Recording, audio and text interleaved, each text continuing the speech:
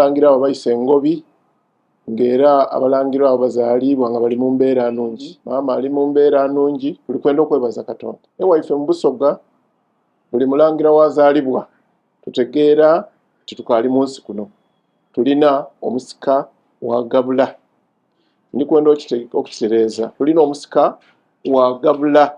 Omala kufuuka Gabula me wafuuka ki? Kyabazinga wa Busoga. Mawulire ga ssanyu nnyo ng'ate gagoberera embaga ey'ebyafaayo ya Kyabazinga wa Busoga William Gabula Nadiope ne Ine Bantu.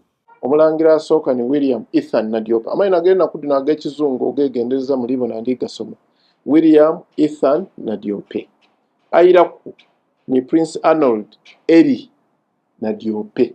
Ku lwange, ku lwa gavumenti ya Ssaabasajja Kabaka n'abantu ba Buganda bonna, njo zaali zayise Bantu Kyabazinga ne Ine Bantu, twaniriza abalangira abalongo ababiri mu Buganda tugamba nti bweza abaana abazaalibwa bwe baba nga balongo. Mpera ano nga 13 nga tuli kujaguza emyaka 11 ogwa Kyabazinga.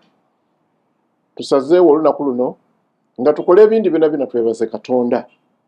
Ate tuyidde twena twaniriza abalangira Kyabazinga Gabula Nadiope okuna afunvuwe